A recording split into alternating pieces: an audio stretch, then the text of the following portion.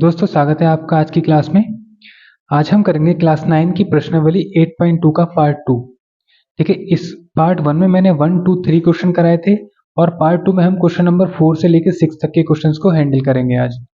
तो देखिए आपसे कह रहा है क्वेश्चन नंबर 4 में ABCD एक समलंब है। ठीक है, यह है ABCD, ये एक समलंब है जिसमें AB जो है DC के समांतर है। ये जो A और B है ये D और C के समांतर है। साथ ही BD एक विकर्ण है, B और D जो है एक विकर्ण है और E भुजा AD का मध्य बिंदु है। जो E है ये इसका D का और A का मध्य बिंदु है। E से होकर एक रेखा AB के समांतर खींचिए। E से AB के समांतर एक हमने रेखा खींची, ठीक है, और जो BC को F पर प्रतिच्छेद करती है, यहाँ पर करती है। तो दिखाना है हमें F जो होगा भुजा BC का मध्य बिंदु है। ये जो F है ना बिंदु, ये जो होगा ये B और C का, इन दोनों का मध्य बिंदु होगा। तो हमें इसमें सिद्ध क्या करना है? सिद्ध हमें ये करना है जो B से लेके F होगा ना, वो F से लेके C के बराबर होगा, तभी ये जो होगा इसका मध्य बिंदु होगा। मध्य बिंदु क्या करता है? इन दोनों को दो भागों में विभाजित कर देता है बराबर बराबर। ठीक है, तो देखिए कैसे करेंगे।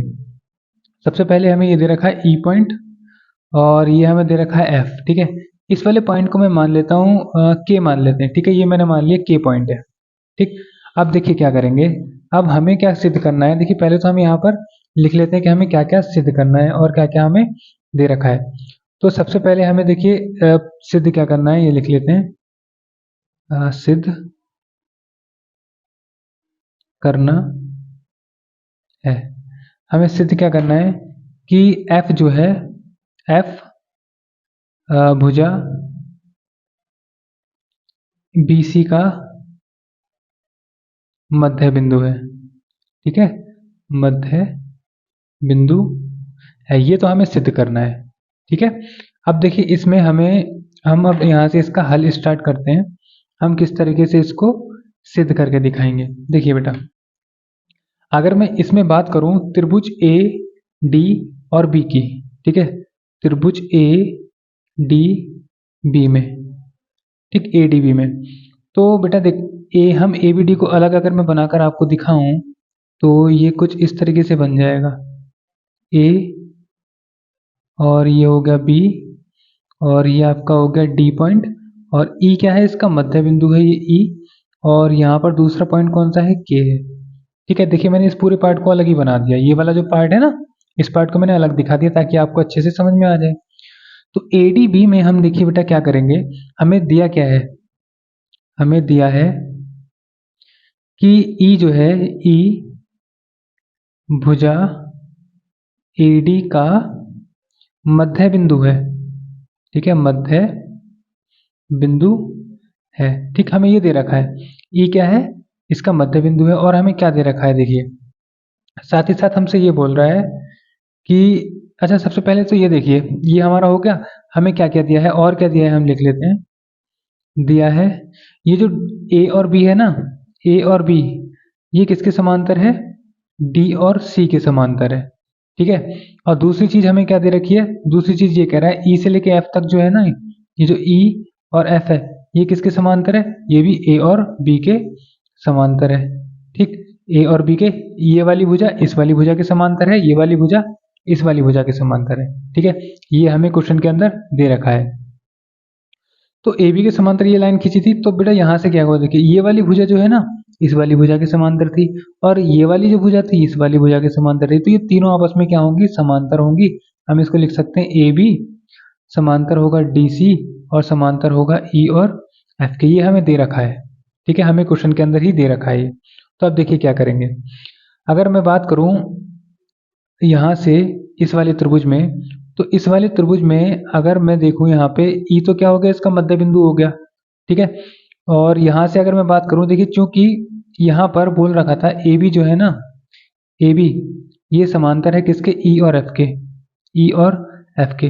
तो ये AB जो होगा ना, ये समांतर होगा किसके? E और K के भी समांतर होगा, E और K के, क्योंकि एक क्या जा रही है? सीधी लाइन जा रही है, तो सीधी लाइन जो होगी वो AB के समांतर ही होगी। तो इस पूरी लाइन में, इस पूरी लाइन का ये वाला पार्ट भी AB के समांतर होगा। ठीक है, ये हमें यहाँ पर पता है। तो यहाँ से देखिए क्या होगा, हमें ये चीज पता लग गई ना, इस वाले त्रिभुज में ये चीज क्या है? इसके समांतर है, ये पता लग गई। और E क्या है? मिड पॉइंट है। तो हम यहाँ से क्या कह सकते हैं? यहाँ से देखिए क्या कह सकते हैं, E ई जो है वो भुजा एडी का मध्य बिंदु है, मध्य बिंदु है। ई क्या है? एडी का मध्य बिंदु है। और ई और के जो है वो समांतर है ए बी के। ठीक है, तो यहाँ पर कौन सी प्रमेय लगेगी? यहाँ आपकी प्रमेय लगेगी जो मध्य बिंदु प्रमेय थी उसका विलोम। ठीक है, तो लिख देंगे मध्य बिंदु प्रमेय के विलोम से। ठीक है, मध्य बिंदु प्रमेय के विलोम से क्या होगा कि ये जो के है ना, के जो होगा भुजा बीडी का मध्य बिंदु होगा। ठीक है, ये मध्य बिंदु प्रमेय का विलोम क्या कहता है? मध्य बिंदु प्रमेय का विलोम क्या कहता है? देखिए ये कहता है अगर किसी त्रिभुज में किसी एक भुजा के मध्य बिंदु से त्रिभुज की किसी एक भुजा के समांतर खींची गई जो रेखा होती है, ठीक है, वो रेखा जिस जगह पर प्रतिच्छेद करेगी वो त्रिभुज की जो तीसरी भुजा होगी उसको उसका क्या होगा? मध्य बिंदु होगा के। तो ये हमसे कहती है, तो हमने यहाँ से क्या किया कि के जो है भुजा बीडी का मध्य बिंदु हो गया। ठीक है, तो हमने पहली चीज में क्या प्रूफ किया? पहले ए डी बी लिया और इसमें क्या किया? मध्य बिंदु प्रूफ कर दिया के को। ठीक है, इसी प्रकार अब ये वाला त्रिभुज ले लेंगे पूरा। ठीक है, अभी हमने कौन सा लिया था? ए डी बी लिया था। ठीक है, और इस बार कौन सा ले लेंगे? D C B. ठीक, अब आ जाते हैं हम त्रिभुज में, तो ले लेंगे अब हम त्रिभुज डी सी बी में। ठीक है, डी सी बी में, तो इस डी सी बी को देखिए, ये जो डी सी बी है ना, इसको मैं यहाँ पर एक बार आपके लिए और बनाकर दिखा देता हूँ ताकि आपको अच्छे से समझ में आ जाए। ये हमारा बिंदु है के और ये है एफ, ये हो गया डी सी बी। ठीक है, अब देखिए क्या करना है बेटा। इसकी अगर बात करें तो के क्या है? मध्य बिंदु है। ठीक है, के क्या है? मध्य बिंदु है। तो हम क्या कह सकते हैं? देखिए के तो मध्य बिंदु है, तो इसमें अगर बात करें ये वाली भुजा इस वाली भुजा की, ठीक, और इस वाली में बात करें तो ये वाली भुजा इसके समांतर थी। तो यहाँ से क्योंकि हमें ये पता है कि जो डी और सी है वो किसके? ई और एफ के समांतर है। ठीक है, देखिए डी और सी जो है वो ई और एफ के समांतर है, तो डी सी जो है वो के एफ के भी समांतर होगा। तो जो डी और सी है वो समांतर होगा किसके? के और एफ के समांतर होगा। यानी कि ये हमारा क्या है? यहाँ देख लीजिए, यहाँ क्या है? ये पूरा एक त्रिभुज है। इस त्रिभुज में जो है ये वाली जो भुजा है, ये वाली जो भुजा है ना, जो मध्य बिंदु, ये जो मध्य बिंदु था त्रिभुज का, इससे जो इसके समांतर जो खींची गई है डी और सी इसके समांतर है। तो यहाँ से हम क्या कह सकते हैं? तो यहाँ से जो एफ है ना, क्योंकि यहाँ पर के भुजा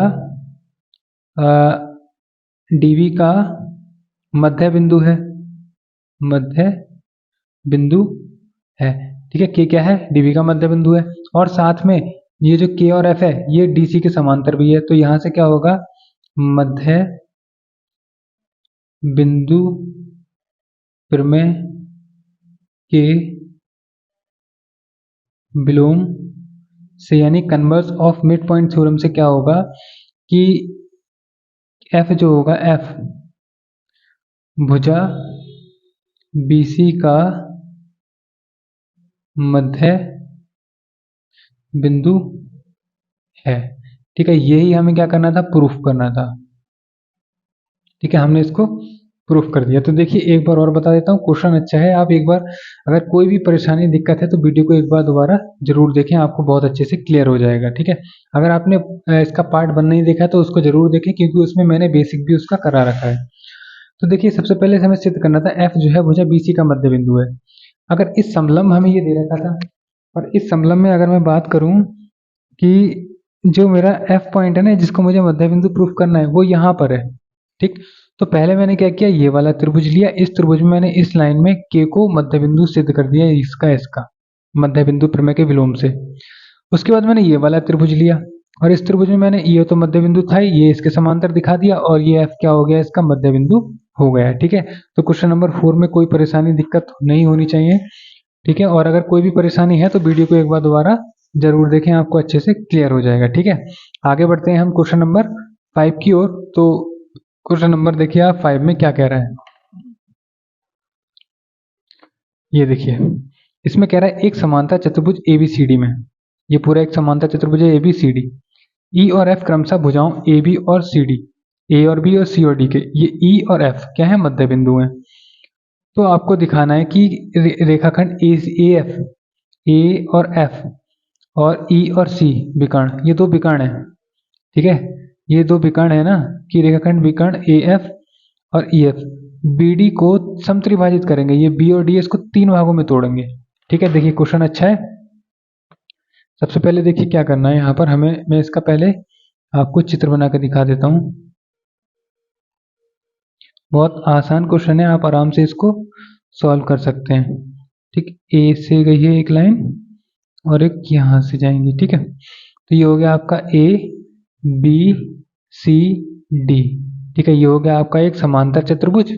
इसमें इसका जो मिड पॉइंट है वो है F और इसका है E, ठीक है।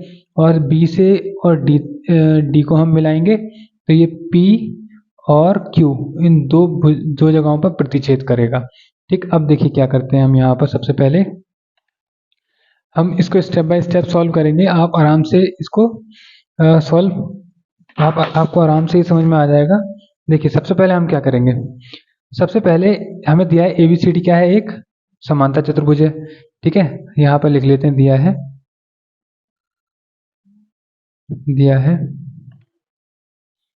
ABCD एक समांतर चतुर्भुज है, ठीक है, ये हमें दिया है। अब समांतर चतुर्भुज है ये ना, ठीक है। तो यहाँ से AB जो है ये DC के समांतर है, ठीक है। यहाँ से कह सकते हैं AB जो है वो समांतर है किसके, D और C के समांतर है, ये AB DC के समांतर है, ठीक। तो यहाँ से इसका आधा भाग AE जो होगा A और E, ये भी तो समांतर होगा किसके, AE जो होगा वो D और F के समांतर होगा, ठीक है, या फिर F और C के समांतर होगा। तो हम F और C ले लेते हैं, तो F और C के समांतर होगा, ठीक है। अच्छा यहाँ पे हमें सिद्ध क्या करना है, यहाँ मैं ऊपर लिख देता हूँ सिद्ध क्या करना है, तो लिखते हैं सिद्ध करना है, ये क्वेश्चन नंबर 5। सिद्ध क्या करना है, आपको ये सिद्ध करना है कि इसको 3 भागों में तोड़ता है, यानी कि DP, ये जो DP है ये बराबर होगा PQ के, और PQ किसके बराबर होगा, QB के। ये हमें सिद्ध करना है, ठीक है। लास्ट तक बने रहें, आपको बहुत अच्छे से समझ में आ जाएगा। अब देखिए यहाँ तक की बात हो गई, तो ये जो AE और FC है ये दोनों आपस में क्या है, समांतर हैं, ठीक। अब देखिए क्या होगा, यहाँ से जो हमें दे रखा है ये A और B है, ठीक है। A और B जो है वो बराबर होनी चाहिए D और C के, ठीक है। D और C के बराबर होनी चाहिए, क्यों, क्योंकि ये क्या है, समांतर चतुर्भुज है, और समांतर चतुर्भुज में सामने की भुजाएं होती हैं एक दूसरे के समांतर और बराबर होती हैं। तो यहाँ से ABDC के बराबर है, तो मैं यहाँ से कह सकता हूँ A और B का आधा और D और C का आधा, ठीक। अब AB का आधा क्या होगा, देखिए A और B है, क्योंकि E क्या था, मिड पॉइंट था, यानी कि इन दोनों को अलग अलग भागों में विभाजित करेगा, और FB क्या था, मिड पॉइंट था। तो यहाँ से मैं कह सकता हूँ AB का आधा कितना, AE, ठीक है, और DC का आधा कह सकता हूँ D और C का आधा FC, ये बराबर होंगे, ठीक है, बराबर होंगे। तो यहाँ से क्या होगा कि हम यहाँ से ये बता सकते हैं कि ये जो हमारा AE है ना और FC है, AE और FC देखिए बराबर भी आ गया, और यहाँ से AE FC समांतर भी आ गया। जब समांतर और बराबर आ जाए तो हम यहाँ से कह सकते हैं कि देखिए किससे कहेंगे हम, चूंकि AE समांतर है FC के और AE जो है वो बराबर भी है FC के, तो हम कह सकते हैं अतः ABCD एक समांतर चतुर्भुज है, ठीक है। ABCD क्या है, एक समांतर चतुर्भुज है। अब क्या करेंगे यहाँ से, अगर ये समांतर चतुर्भुज है ABCD, ठीक है, ये ABCD मैंने लिख दिया, AECF की बात हो रही है, AECF यहाँ लिखेंगे AECF क्या हो गया, एक समांतर चतुर्भुज हो गया। अब बच्चों समांतर चतुर्भुज में आमने सामने की भुजाएं बराबर होती हैं और समांतर होती हैं, ठीक है। तो यहाँ से क्या होगा, इसलिए जो A और F होगा ना, A और F होगा वो भी E और C के समांतर होगा, किसके होगा, E और C के समांतर होगा, ठीक है। क्यों होगा, हमें इसके यहाँ पर ब्रैकेट में लिख देता हूँ, कि आमने सामने की भुजाएं समांतर होती हैं। ठीक है, आमने सामने की भुजाएं क्या होती हैं? समांतर होती हैं। किसमें? समांतर चतुर्भुज में। ठीक, अब यहाँ से हमें इतना क्लियर हो गया होगा आपको। ठीक है, अब अगर हम बात करें ए एफ और ए ई और एफ सी की, तो अब देखिए हमने इसको समांतर चतुर्भुज कर दिया। अब देखिए त्रिभुज ले लेते हैं। ठीक है, अब लेंगे हम त्रिभुज। त्रिभुज कौन सा लेंगे यहाँ से? देखिए जो आपको दे रखा है डी ए डी और क्यू और सी। ठीक है, ये वाला ले लेते हैं। पहले पहले हम लेते हैं कौन सा? डी सी, और यहाँ से आपका बन जाएगा ये क्यू हो गया, और ये पी है, और ये ई है।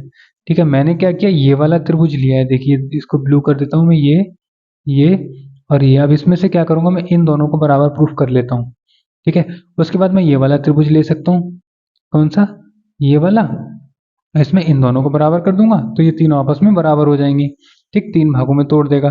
तो देखिए अब हम अगर बात करें त्रिभुज में, त्रिभुज है आपका कौन सा? डी क्यू सी में। ठीक है, डी क्यू सी में दिया है, क्या दिया है कि जो ए और एफ होगा ना, ए और एफ जो था, देखिए ए और एफ जो था वो किसके? ये ए एफ जो था वो ई और सी के समांतर था। ठीक है, यहाँ लिख दूंगा मैं, समांतर है किसके? ई और सी के। ये समझ में आया आपको? ए एफ जो था ई सी के समांतर था। क्यों था? क्योंकि जब ये पूरा हमने सिद्ध कर दिया था ये समांतर चतुर्भुज है, तो ये इसके समांतर था। तो इसकी जो भुजा पी एफ है वो भी तो क्यू और सी के समांतर होगी ना। तो लिख सकता हूं मैं यहाँ से पी और एफ जो होगा वो भी समांतर होगा किसके? क्यू और सी के समांतर होगा यहाँ से। ठीक, तो यहाँ से अब क्या होगा? और समांतर भी होगा, और यहाँ से आपको ये भी दिया है कि जो एफ है ना, एफ, ये जो भुजा है, भुजा डी सी का मध्य बिंदु है। तो कौन सी फिर में लग जाएगी? कौन सी फिर में लगेगी? यहाँ लिख सकते हैं by converse of M P T, यानी मिड पॉइंट थ्योरम के कन्वर्स से, उल्टे से। तो लिख देंगे मध्य बिंदु प्रमेय के विलोम से। इसके विलोम से क्या होगा कि P जो होगा ना, P, ये भुजा P जो होगा ये भुजा D Q का मध्य बिंदु है। ठीक है, P क्या होगा? इसका मध्य बिंदु होगा। अब किसी भी चीज का मध्य बिंदु है, देखो मध्य बिंदु का मतलब क्या होता है? इतनी बड़ी अगर रेखा है तो इसको दो बराबर भागों में अगर तोड़े तो उसी को कहते हैं मध्य बिंदु होता है। तो यहाँ से इसने क्या दिखाया हमें? इसने ये बताया कि टीपी की जो वैल्यू होगी वो पी और क्यू के बराबर होगी। हमें इसने ये दिया है यहाँ से। ठीक है, डीपी जो होगा वो पी और क्यू के बराबर होगा। इतना क्लियर हुआ। अब हम आ जाते हैं इस वाले त्रिभुज में। देखिए यहाँ मैं बना देता हूँ इसको भी। ठीक है, आपको बस समझते चलना है। अगर एक बार तो आपको, मुझे लग रहा है एक बार में तो थोड़ा समझना मुश्किल है, बट इसको अगर आप एक बार और देखेंगे ना तो फिर आपको बहुत अच्छे से आ जाएगा, क्योंकि इसमें नए नए कंसेप्ट लग रहे हैं, ये वाली थ्योरम्स लग रही है ना, थोड़ी प्रॉब्लम आपको हो सकती है। तो देखिए मैंने यहाँ बना दिया है। अब दूसरा त्रिभुज ले लेते हैं। हम लेंगे त्रिभुज पी ए बी में। ठीक, पी ए बी में अगर आ जाते हैं तो हमें क्या क्या दिया है? देखिए इसमें हमें दिया है, हमें क्या दिया था? हमें दिया था ए एफ जो होगा वो सी ई ई सी के समांतर है। ठीक है, तो यहाँ से हमें दिया है, यहाँ मैं लिख देता हूँ कि जो हमारा ए और एफ है वो समांतर है ई और सी के समांतर है।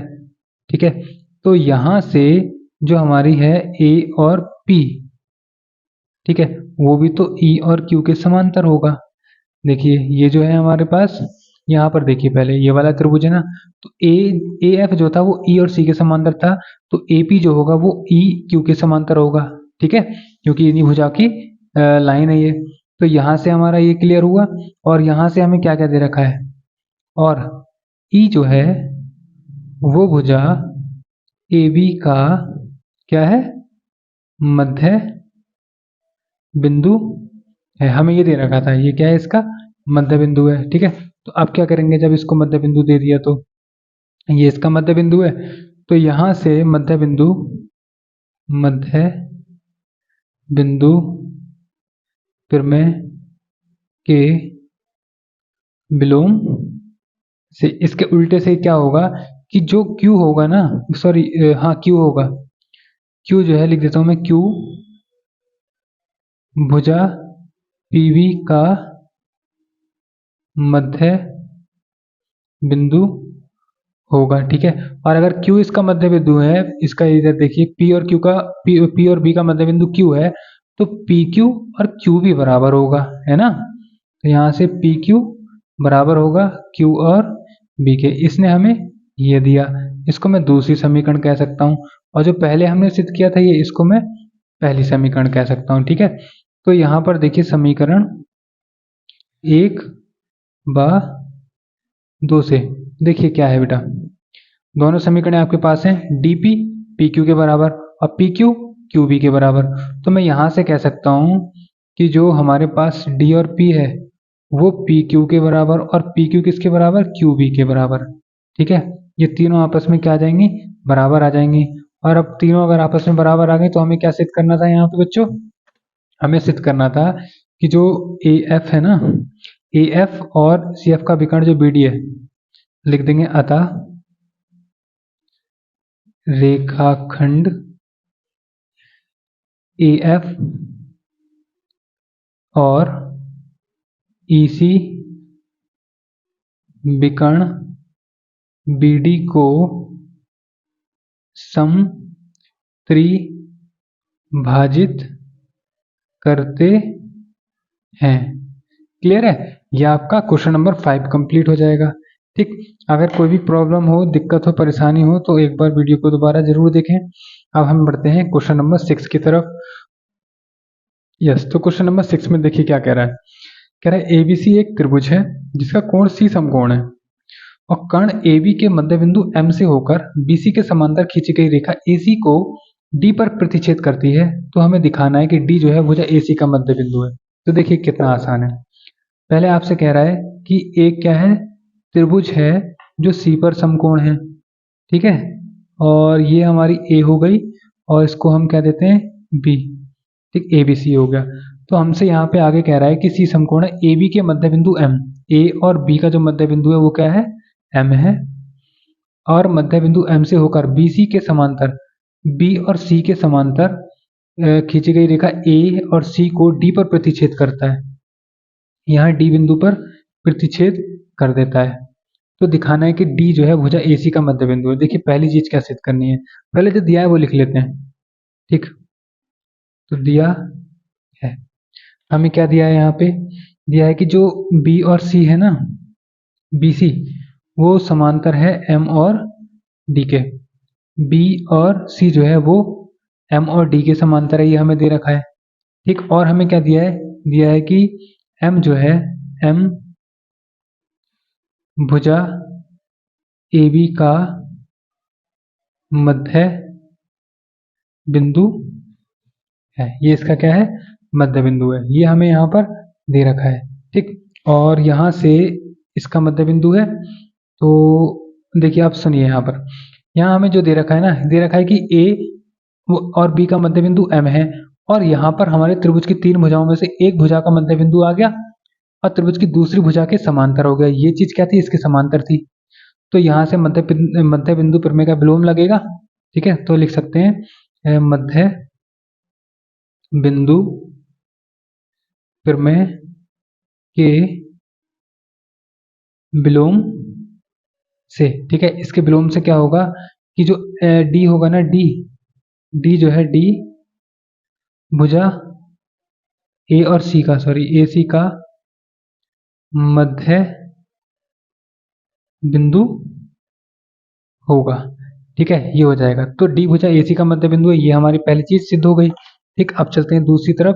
तो दूसरे में आपको क्या दिखाना है, दूसरे में दिखाना है MD जो होगा वो AC के क्या होगा, लंब होगा, AC पर लंब होगा। तो इसी चित्र में हम देख लेते हैं, कह रहा है M और और डी जो होगा वो ए और सी पर लंब होगा। ठीक, तो इसको दिखाने के लिए देखिए क्या कर सकते हैं हम, हमें यहाँ पर ये पता है कि जो हमारा एंगल है ना, एंगल कौन सा, M D C, M D C, ठीक, और प्लस दूसरा एंगल कौन सा, बी सी डी, ये हो गया बी सी और डी। ठीक, इन दोनों का जो योगफल होगा वो कितना होगा, 180 होगा। ठीक, कैसे होगा, यहाँ से एम डी सी और बी सी डी कैसे होता है, देखिए एक समांतर रेखा ये है, एक समांतर ये रेखा ये है, अगर दो समांतर रेखाओं को अगर हम यहाँ से मिलाएं, ठीक, तो ये वाला जो कोण है और ये वाला जो कोण है, इन दोनों का जो योगफल होगा वो कितना होगा, 180 होता है, ये हमेशा याद रखिएगा।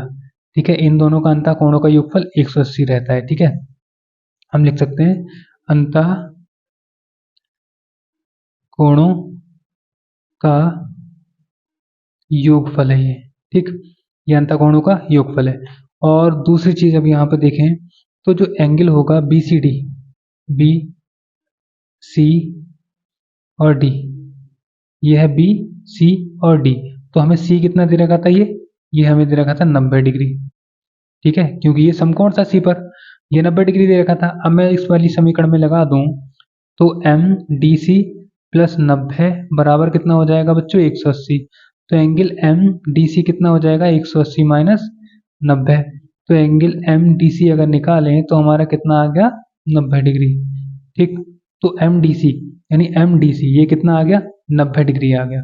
और जब ये 90 डिग्री आ गया तो क्या है, ये 90 डिग्री पर क्या करता है, इस पर लंब होता है। अतः आप लिख देंगे कि एम और डी जो होगा वो ए सी पर लंब होगा। ये हमारी दूसरी चीज भी सिद्ध होती है। ठीक है, अब आ जाते हैं हम तीसरी चीज पर।